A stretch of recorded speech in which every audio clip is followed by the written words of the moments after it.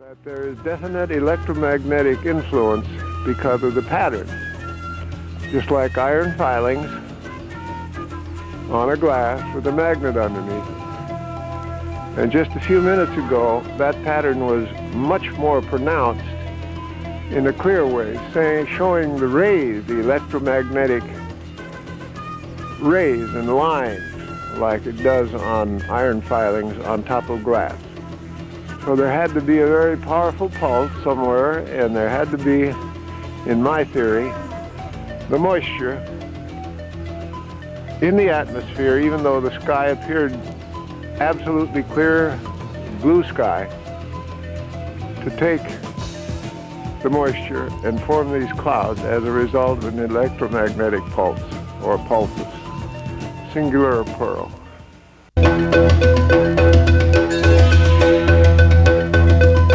Let's talk about your website. Now, you put all these photographs up, documented everything that you've done, dates and times, and you've had some rather interesting visitors to your website. I have. That's true, Clay.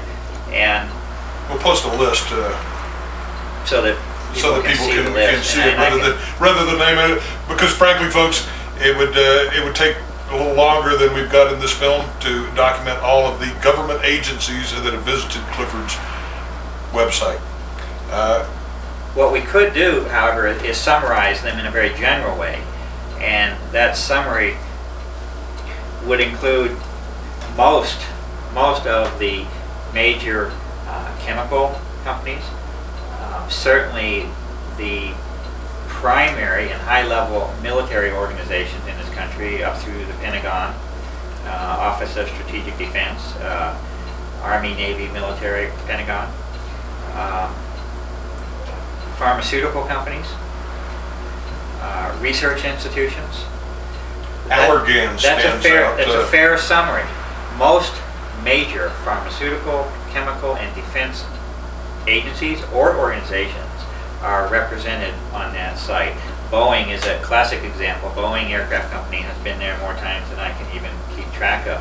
And what's fascinating is that in terms of my business website, that's not how I got my business. I had no visitors to my website, maybe a couple a week. My business is through word of mouth. I'm a computer consultant. Literally within 24 hours to 36 hours of beginning my activity with these photographs, immediately I began having visitations from these high-level organizations. It was a very efficient, say, tracking system was in place to monitor this activity. And I think we ought to point out here that it's against the law for any government agency, government employee to actually use a computer, a government computer, for his own personal use.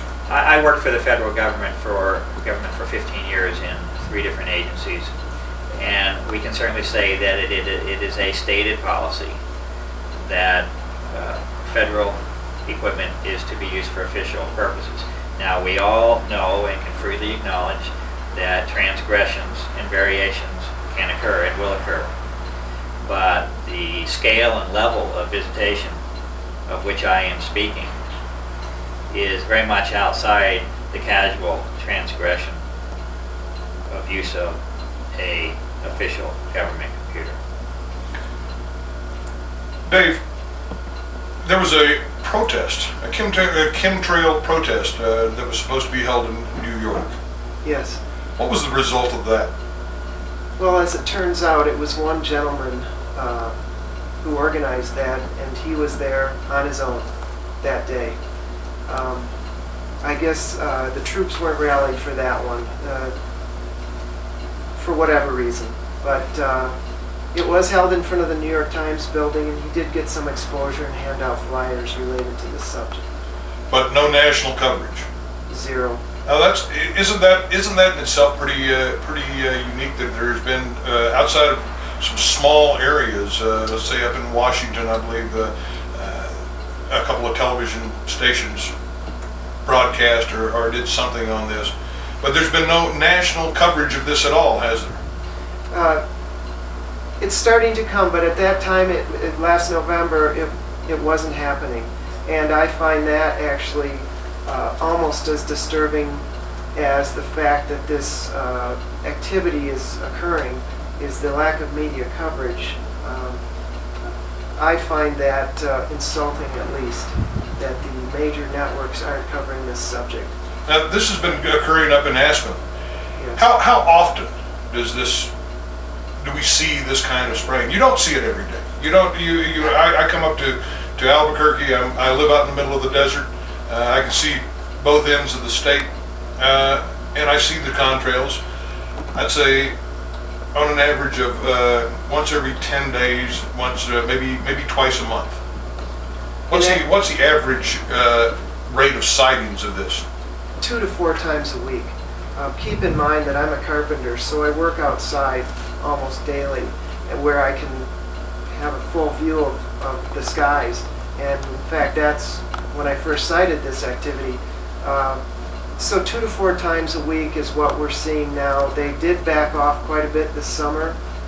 However, it's been on the increase since that time. And they use various methods, turn them off, turn them on. There's these gaps in the contrails we're seeing. They tend to mix them in with cloud cover now also. So their methodology seems to be changing a bit, but we still do see the horizon to horizon plumes along with the big X's in the sky.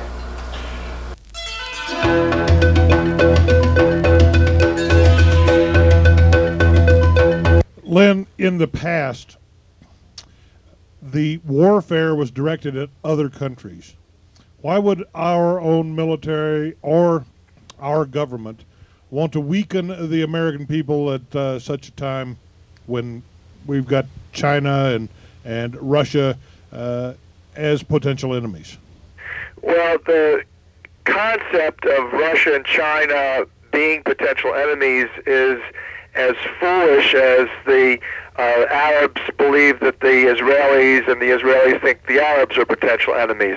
The Jews think the Muslims are potential enemies. The Muslims think the Christians are potential enemies. I mean, you actually have the separation of the sheeple to divide the sheeple to conquer the flock being implemented in a globalistic agenda.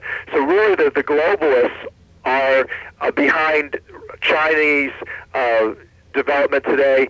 All third world nations now have virtually come under the control of world banking powers, and there literally are very few families that are running the entire globalist agenda. Now, in that agenda, when you consider their documents, you begin to understand why they have called for and published their desire to reduce half of the United States' population. Why it would be that they would target the United States military, for example, with Gulf War syndrome, is another great example of non-lethal military warfare. Combinations of cofactors, biological and chemical weapons, very difficult to diagnose, even harder to treat. Why would they have known these vaccines delivered these types of effects, these cofactor diseases, along with the chemical toxins gotten in the Gulf? Well, the bottom line is that with a traditional U.S. military composed of sovereign-thinking, nationalist-thinking human beings who swear that they would kill and or be killed to defend the United States Constitution against all foreign and domestic threats. Well, you see, those types of people represent a liability in the New World Order or the globalist agenda, whereby you're looking at one world government, one world peacekeeping force, NATO, one world bank, one world economy, one world court, and so that, and one world, obviously, health organization, again, largely controlled by the Rockefeller family. So that these people represented a liability in this evolutionary time of a new world order, a globalistic agenda. So you have to cull them. You have to kill many of them. You have to defund them, demoralize them, defanging the United States military. And that's precisely, if you've talked to military officers, what's been going on for the last decade with the United States military. Likewise, the U.S. population. Clay, the number one question that people always ask me is, well, if this is done for economic reasons primarily, it's foolish because why would they want to kill more people because they're making money from the people? Well, the bottom line is I liken it to a monopoly game, where at the end of a monopoly game, virtually one person or one party owns all the real estate. And then at the end of the game, you put the board away. Well, you don't do that on planet Earth.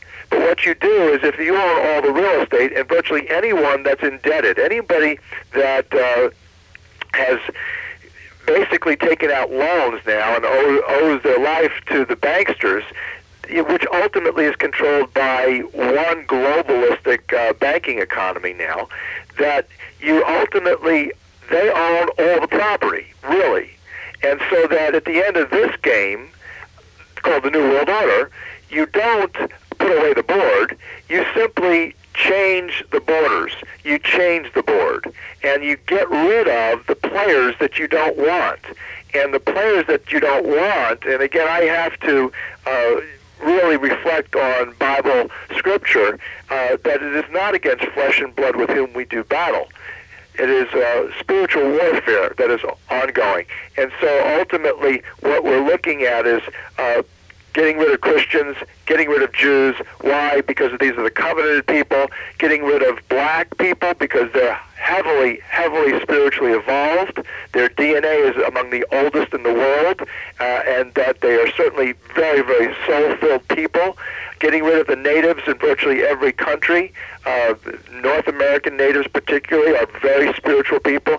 You see that the primary targets that are very well articulated in the murals, for example, in Denver Airport, that I show during my lectures and presentations, and will be in the new book that I have coming out, God willing, on the spring of 2001, is called Death in the Air, and it goes into this chemtrail issue very heavily, and the spraying of malathion and the spraying of anvil and the West Nile virus issues, and then shows in living color these hideous pictures showing genocide of spiritually endowed human beings, because ultimately this is spiritual warfare. Now, I know that that's a foreign concept for a lot of ungodly people to accept, but that is the reality from a Harvard graduate researcher who critically looks at all the evidence before I say things and state my opinions about things.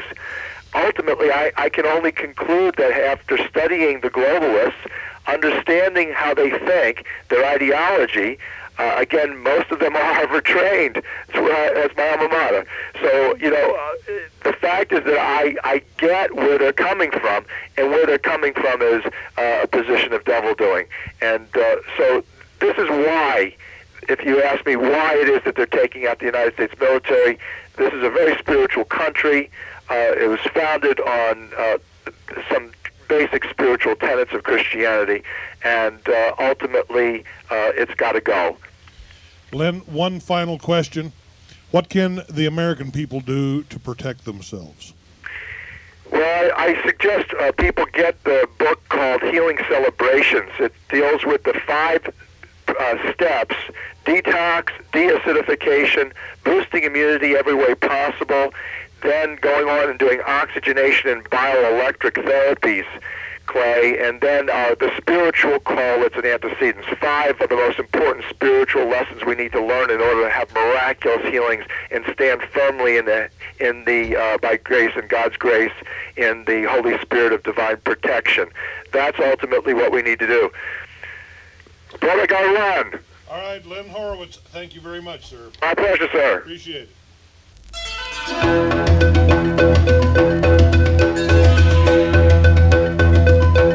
Let me ask you about these X's. This is probably one of the strangest things. My personal viewing, and I've seen this happen in Nashville, Atlanta, LA, Seattle, Portland, Phoenix, Albuquerque. It's like a signature at the end of the day. After they've got the sky completely crisscrossed with lines, we see these X's appear. Is there some significance behind this? Is this a sign? Is this their personal mark here, or is it a satellite targeting? Those that discredit the issue would often try to explain this and say that the aircraft are simply operating at different altitudes and it's a customary and normal maneuver. Unfortunately, I don't think that explanation is satisfactory because one always needs to look at this issue in terms of historical context. It's extremely important to consider the range of experience to us with aircraft since the end of World War II on a continuous basis, not on an isolated instance. So that's the number one problem that you have to deal with, is there simply is no record of such flight activity on a continuous and sustained basis, only since this activity began. In addition to the non-dissipating characteristics of this material, which also becomes unusual. So the fact is that you do have a point in the sky which is identified, which is marked if one has a crossing intersection of non-dissipating trails. So the question is, why would you have such a thing? A reasonable explanation would be that of marking a point. It's really quite simple in terms of a possible explanation. If you look at satellite imagery, imagery can record detail down to the smallest of levels now. It's not a difficult act to identify a point in space by that method. It's certainly one of the most reasonable explanations a point a person could have in terms of why you would have such a maneuver. You have to settle the question of whether or not these aircraft are at different elevations or altitudes separately. But as I said, if you look at it both historically as well as the physical characteristics of the trails, there is no real precedent except for that associated with this program. You mentioned earlier congressional review of this type of thing happening before. A gentleman put out a book called Clouds of Secrecy back in 1982, who documented this congressional investigations into the spraying on testing, and that's exactly what it was. It was testing on the American population. So we've got congressional records about this.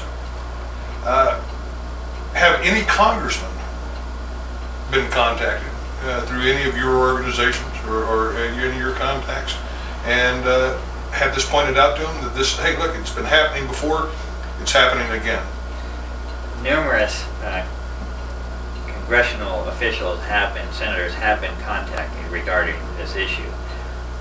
On my website, one of the components of that website is a protest letter that I have put up there for the citizens to sign.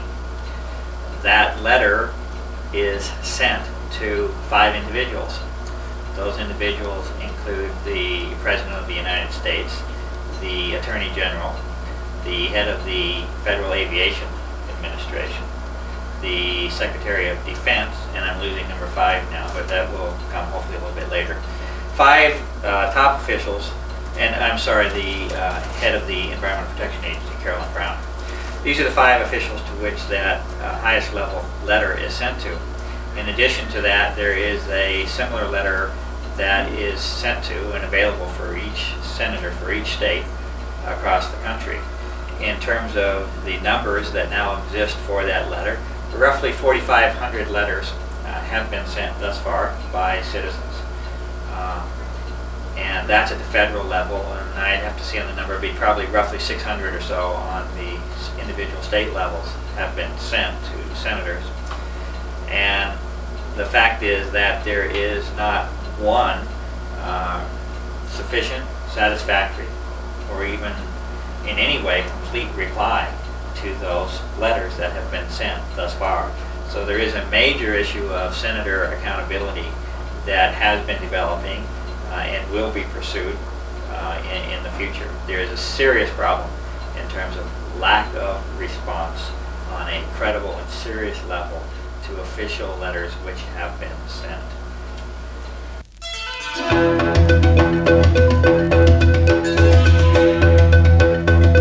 Since heavy chemtrail spraying began almost 2 years ago, just about everyone, it seems, is sick or has been ill or knows someone who is sicker than they have ever been before. During the 1999-2000 flu season, the Centers for Disease Control tracked a 31-week epidemic of fatalities from pneumonia and influenza-like illness. But when actual lab tests were carried out on patients jamming doctors' offices and emergency rooms across the U.S., 70% or more did not have the flu. The CDC says an unknown pathogen could be responsible for high death rates, particularly among the elderly, as well as drastic ailments whose origins doctors cannot diagnose.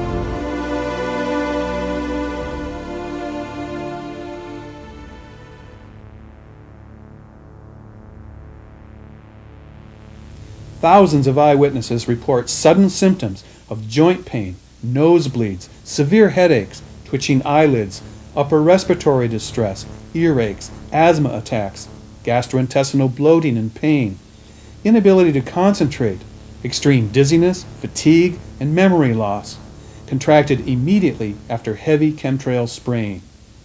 Can this be coincidence?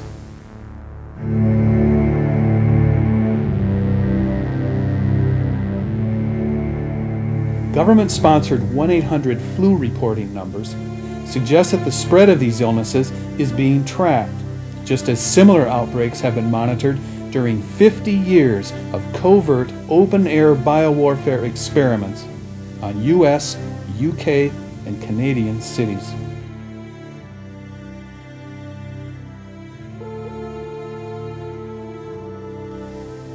Though few people are aware of this fact, it has been legal to conduct chemical biological warfare tests on the American public for decades. Amended in 1997, Title 50 stipulates that Congress must be notified and informed consent obtained from each test subject in advance of these experiments.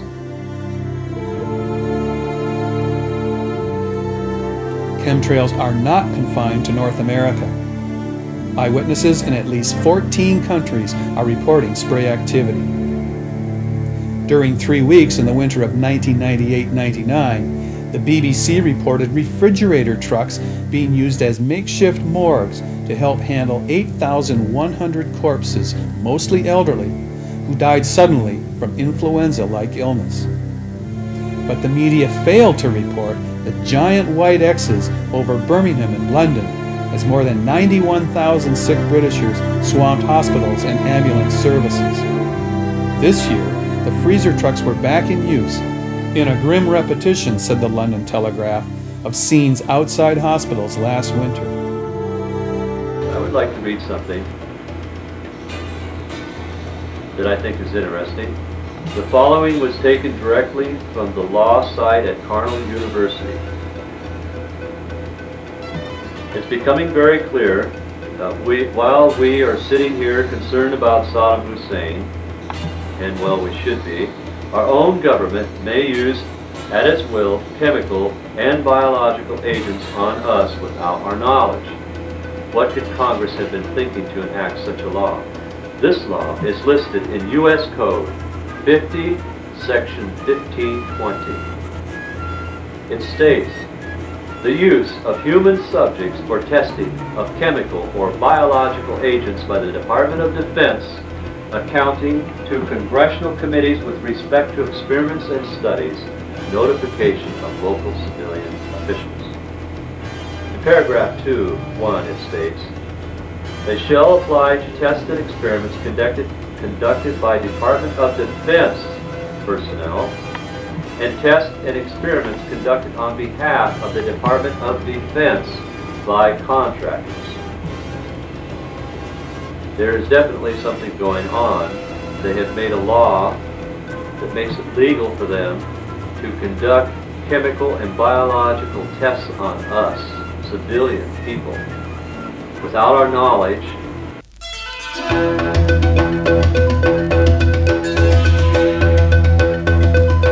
Considering that we don't have the ability to order a Navy jet up to trail one of these airplanes to identify it or to sample the whatever it's putting out, which would be very simple. It would seem to be the commander of Kirtland Air Force Base could order that to happen. Why hasn't that happened, and do we have any hard scientific data on what it is they're spraying, and keeping in mind and understanding, of course, that they could be changing the spray and the content of the spray from day to day. It's a difficult question to answer with certainty in terms of what is there. Unfortunately, we are in a position of indirect observation and analysis on the ground.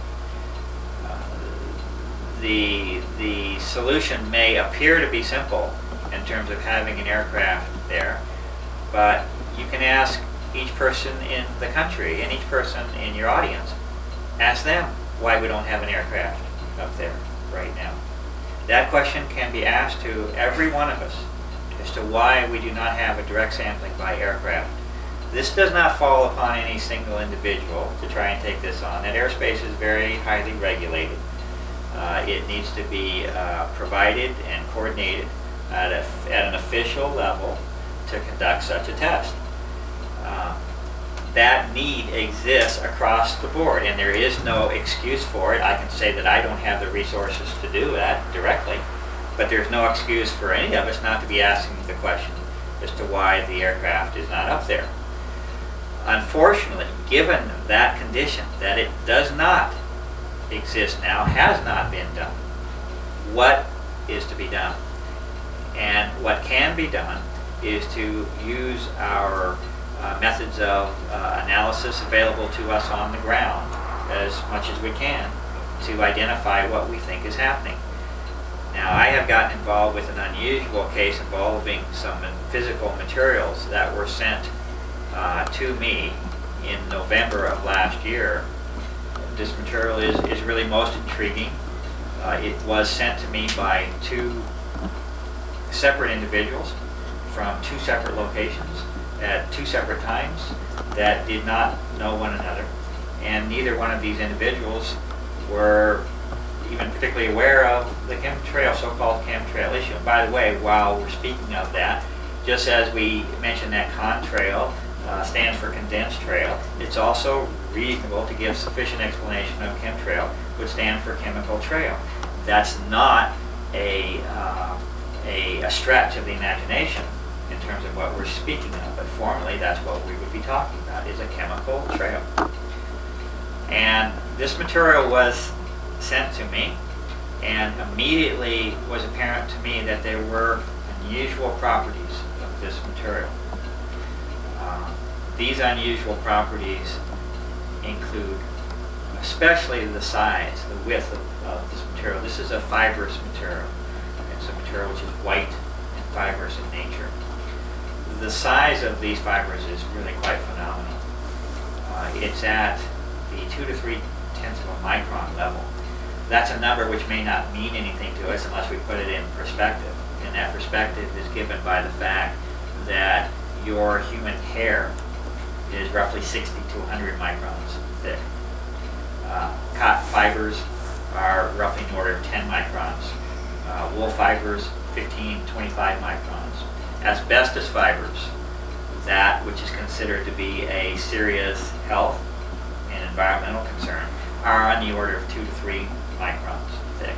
The material that I'm speaking of is composed of fibers that is 2 to 3 tenths of a micron thick.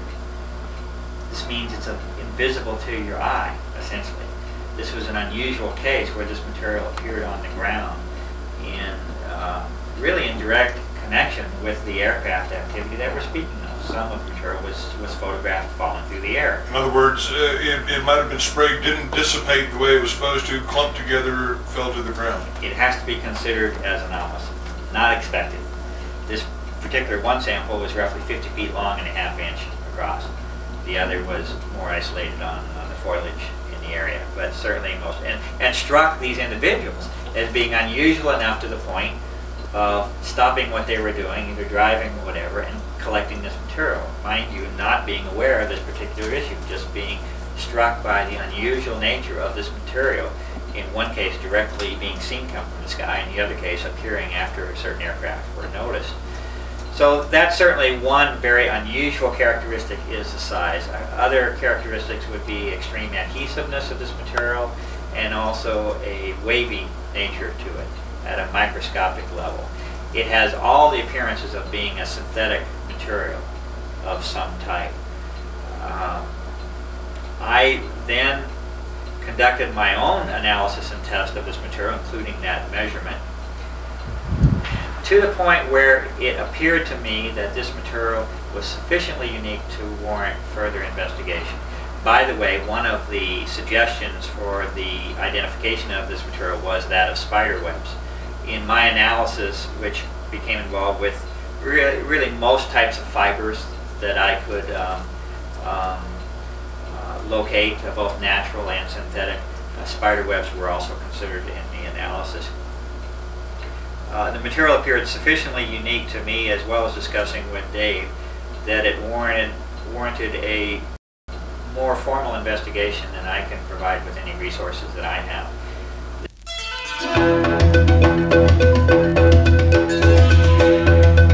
Now, I want to just briefly deal with the contrail issue, because I'm going to show you something I can prove. A lot of you have seen these contrails in the sky recently. They're bizarre kinds of contrails. They're not like normal ones, that they stay in the sky.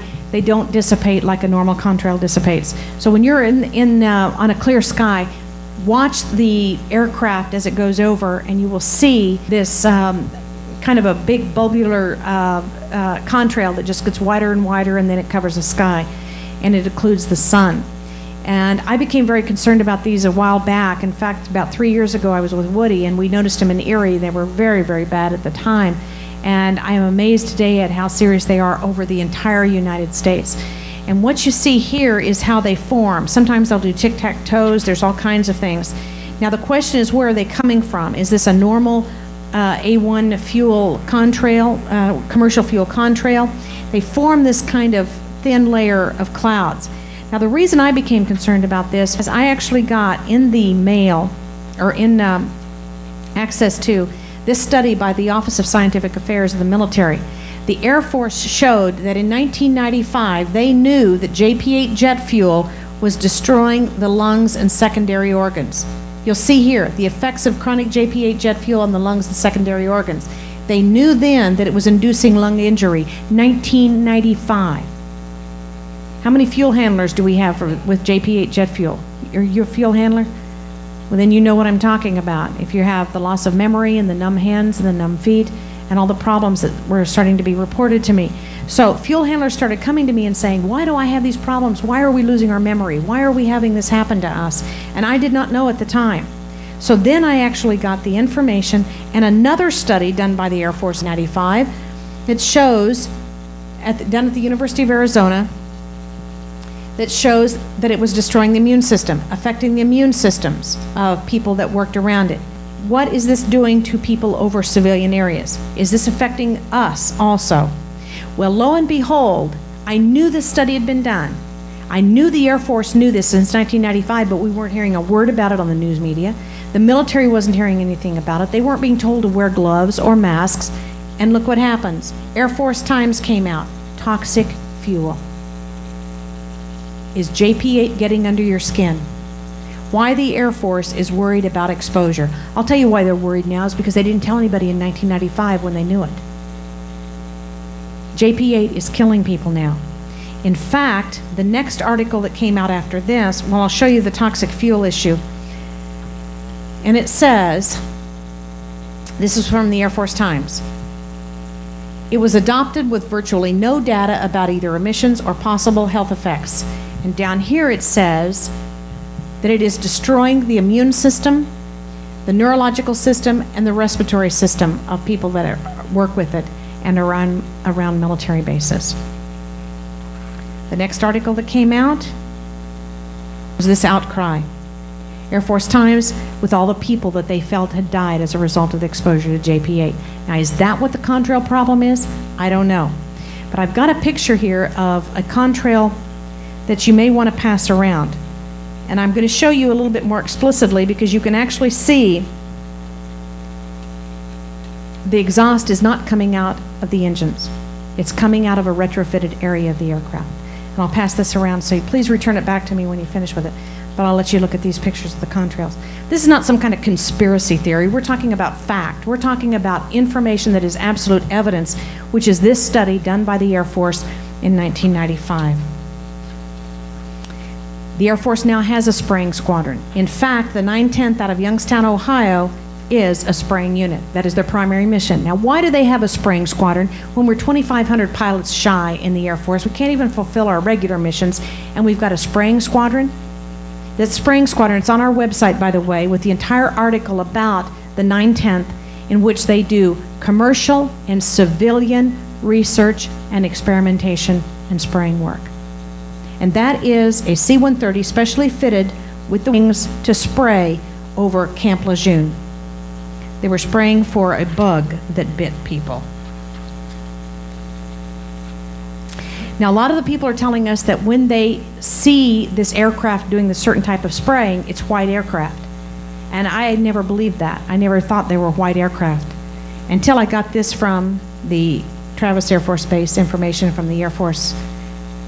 They're now using white aircraft. And you saw the one earlier on Revolutionizing Military Affairs. It was all white aircraft in the Air Force.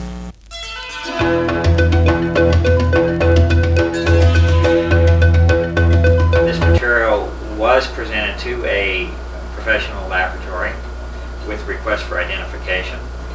And unfortunately, the results with that lab were less than sufficient. This laboratory came back with an initial verbal response that they, quote, thought it was spider webs. And this appeared completely inadequate to me as well as Dave, because number one, it was what an individual was thinking it was, and what I was after was an identification. This was a lab. An individual's thought pattern on what they thought it was really wasn't particularly relevant at the time.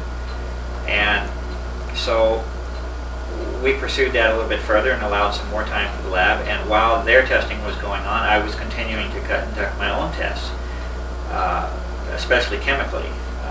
And then from my side, basically being able to determine what it's not necessarily what it is, but what it's not by comparison to known quantities. Eventually, the word came back from that laboratory that this material was wool or silk fibers. Now, unfortunately, I had just completed a great deal of investigation on my side under the scope as well as chemically that demonstrated clearly and conclusively to me that these were certainly not wool or silk fibers in that case, is what he had said. Wool or silk, right? It simply didn't fit, and it wasn't even close. It's not a matter of being ambiguous. It wasn't even close to being a suitable explanation, and this was a letter signed by 2 PhDs. And at this point, Dave and I made the decision to visit this laboratory in person and confront them directly with their conclusions versus the research that I had done independently. At that point, there was a list of 9 methods that I had established, which clearly showed that their conclusions were false. And my goal was to go to this laboratory, present them with that information, and then basically get their response to allow for a possibility of possibly incomplete investigation, or for whatever reason. David and myself did indeed go to that laboratory and did confront the owner of that laboratory in person. And the short of the story is that I made it through number 2 out of 9 items, and this individual stated that our arrangement was terminated, that this arrangement no longer existed, was the net effect of that meeting, except unfortunately I only made it through number 2 out of number 9 in terms of the items which showed it. Those which were most conspicuous and obvious in the beginning were the size of the fibers and visual analysis. Those are quite obvious. And at that point, David and myself made another decision that seemed reasonable under the circumstances, and that is if we were, for whatever reason, whether it was incompetence, whether it was deliberate, no one necessarily will ever know that. But the fact is the results given to us were false and were not adequate. A decision was made to then forward this material directly to the Environmental Protection Agency, administered by Carol Ann Browner. And that was done by certified mail. And Carol Ann Browner does have possession of a finite sample of the material that we are speaking of. This was done in January of this year in 2000. And unfortunately, that office, the Environmental Protection Office, has refused, number one, to acknowledge the existence of the sample, which was included within this letter, has replied with a letter explaining the formation of conventional contrails, and repeatedly states that they are unaware, they repeatedly use the word, they are unaware of any program to distribute materials over the population through aircraft. And unfortunately, the determination is made by myself and Dave that their response at this stage constitutes negligence in their duties. They have been in possession of this material for over 6 months now and maintain their position that there is nothing new and that there is no acknowledgement even of this material which has been sent to them.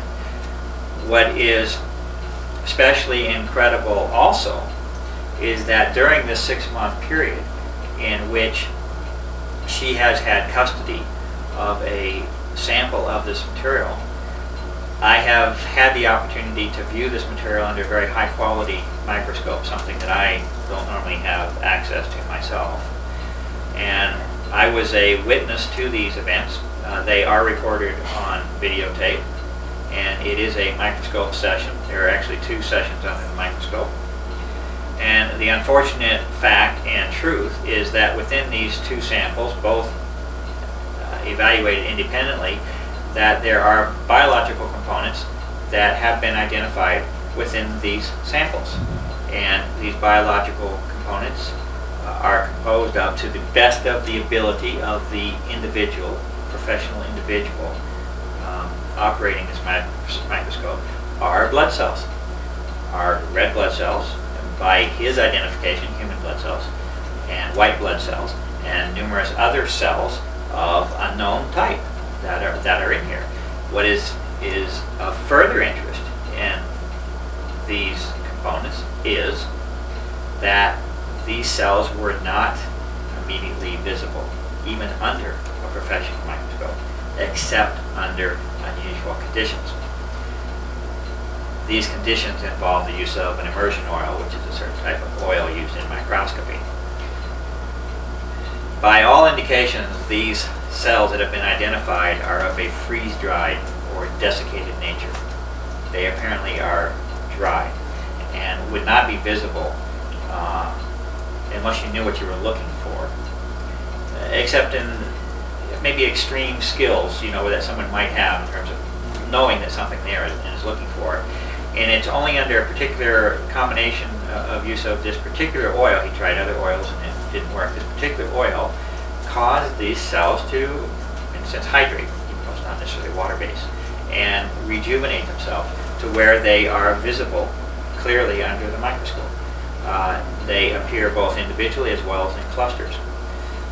The fact is that these are there, and they bring a greater sense of urgency for Carol M. Browner of the Environmental Protection Agency to adequately identify this material. And it's simply a reasonable request and a reasonable obligation for her to provide that identification under the circumstances. And to this date, that has not been provided.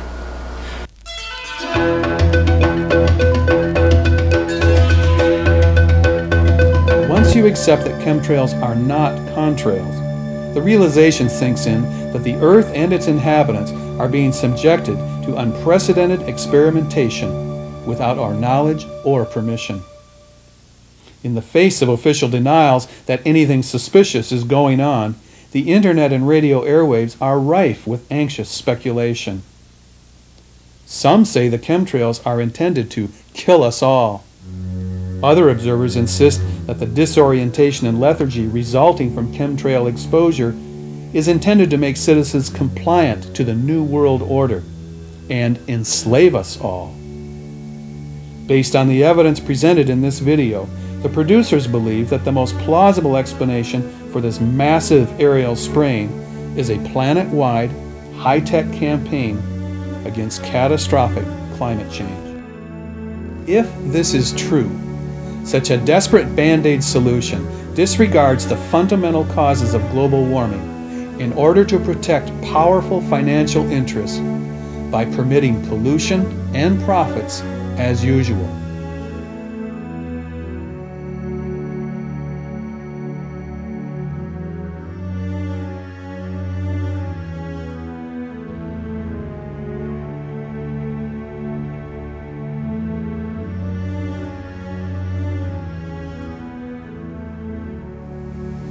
It has been the experience of all who have reported chemtrail activity that federal, state, and provincial governments refuse to acknowledge chemtrails.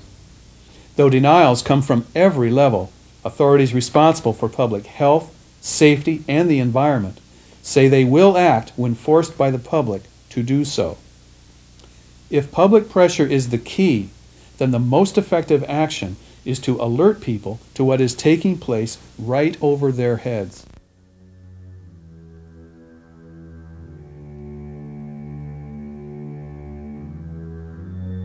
Take this tape or your own footage and chemtrail photos to your local television stations. Remember, cable producers are required to broadcast local content as public service announcements. Don't be afraid to speak out. You'll be surprised how many people are noticing the unusual proliferation of jet trails but don't know what they're seeing. When enough people learn that these puzzling plumes are really chemtrails, and that we are being sprayed with unknown substances without our informed consent, the message will spread. And our leaders will be compelled to respond to the concerns of citizens who have seen for themselves the mystery lines in the sky.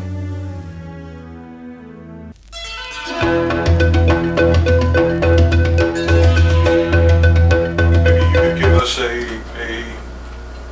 sense of the implications of this. We're talking about human blood material prepared in a certain way, dried and put into a spray and sprayed over us. I mean, aren't we talking about biological warfare here? Unfortunately, the implications are rather of a serious nature, we could say, to say the least. That is why that duty is so strong on her side and needs to be urged by all citizens to simply get the straight story as to what it is. It's not necessarily productive for me to speculate. I'm not a microbiologist by trade. I'm not a genetic engineer by trade.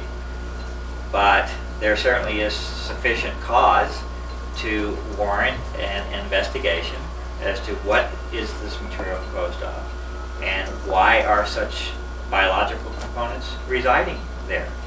It is also not to say that this material is necessarily either representative or even exhaustive of those materials which are being observed. It's simply a case, two cases that remain unanswered, and the implications of what has been found with the study of them is rather ominous and foreboding, at least potentially. I've heard a mention of aluminum type of particles. Have you had any information on that? Any research on that? I have heard suggestions, we could say, of such particles. But until I'm able to see them or have them identified, once again, it's speculative on my nature to presume that they're there.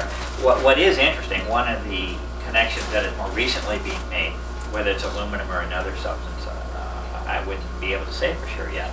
But in connection with the meteorological discussion that we had earlier and the whole business about the ocean salts and all this type of thing, and also in connection with your question about whether or not there is any inside information, that has come forth, there has been a statement made which is considered to be by a reliable source, whatever that means. It's an anonymous source, but by this particular individual considered to be extremely reliable. this source states that at least, let's say, one of the constituents which is being delivered by these aircraft is that of barium salts. Now you're speaking of aluminum, which is a metal. Barium is an alkali. But if you take that statement and let it stand, and then you join that with research that I have done that develops a strong case, let's say, for the introduction of an aerosol. I would say the research is at the point where it makes a very strong case for the introduction of an aerosol, meaning a fine particle, right, existing in the air. And if you tie in with a discussion that cloud formation is most likely to occur when your nuclei are of a water-loving nature, i.e. a salt, like along the ocean. There is an interesting case that's developing that may tie in the work that I'm doing on the meteorological basis with this purportedly reliable source of barium or barium salts being a component here. And the connection is this right now, and I'm not saying that this is established conclusively, but it's one of the lines of research which is going on. If you accept the meteorological propositions that are made, that it is insufficient for the cirrus and variable cirrus cloud decks to be forming under these conditions of relative humidity without the introduction of a foreign component, i.e. an aerosol. If you accept that, and then you accept, just on a hypothetical person, or hypothetical position, the role of barium, what's interesting is that there is a form of barium called barium oxide. And barium oxide has three interesting properties to it that I'm seeing. Number one is that barium oxide absorbs moisture in the air. Barium oxide also absorbs CO2. Barium oxide also induces respiratory distress, especially of a bronchitis nature. What's interesting is that the symptoms and the characteristics of that particular compound do correlate with observations that are taking place in the sky, especially through the level of water and potential respiratory illness. The business of CO2 absorption would have to tie in with the theory of environmental mediation of some type. Possibly an attempt to head off global warming? There is this consideration that would be there. Now, I'm in a process of trying to look at these different barium compounds, and by no means would I restrict myself to this particular one, but this one is of interest to me because you have to ask the question of how do you form barium oxide? How would you get such a thing? Does it exist in nature in that form? And here's what happens. There is a mineral called weatherite. Barium carbonate is the natural form of it, and it's something which is mined in the ground, and it's a form of barium. If you take that mineral and you burn it in the atmosphere, it will form barium oxide. Now, it's at least an interesting proposition because one of the things that I have never been able to conclusively establish is the origin of this material, even with the telephotos. I'm at the point where I'm measuring things that are roughly 5 to 10 feet in size, 8 miles away. My background is also photogrammetry, and you can do quite a bit with that.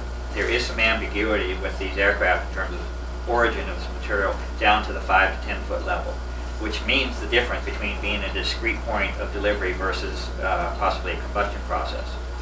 It's an interesting proposition, at least, to pose the question of whether or not, if you assume that there is an aerosol being introduced in some form, and if there is a connection with barium, is it possible that a form of barium carbonate under combustion, is it possible that such a process could be incorporated within an engine without damage to it? And that combustion process, is it possible that that would indeed lead to formation of barium oxide? And does that correlate with the purportedly reliable source that states there is a form of barium going out there? And does the production of that compound satisfy the observations that we're seeing? We can only say at this stage that it is a research topic worthy of note. Cliff, I want to thank you. My pleasure. Thank you, Clayton. Dave, thank you very much. Thank you, Cliff. It's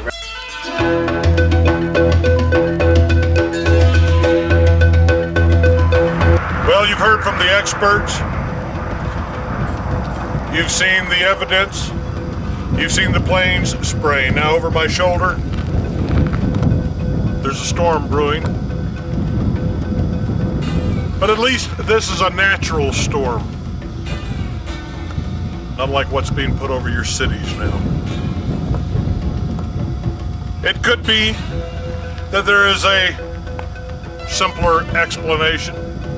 It could be that the military is simply creating a cloud cover, an artificial cloud cover, to protect the movements of nuclear weapons or troops from the spying eyes of the Russians or the Chinese.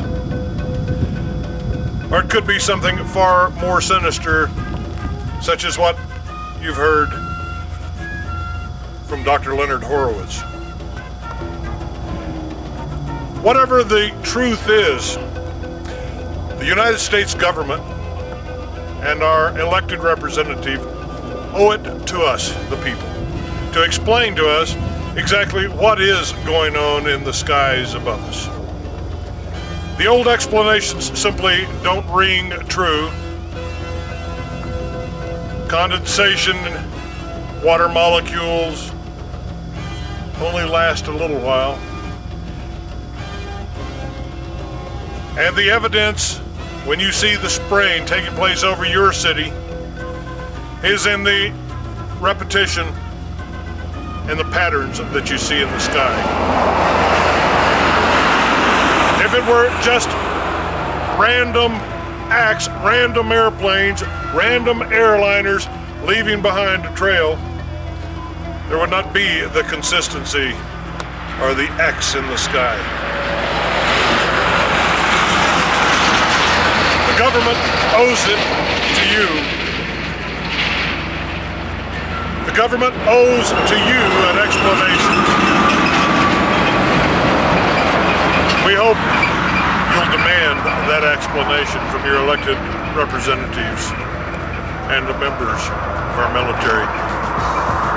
I'm Clay Douglas. God bless America.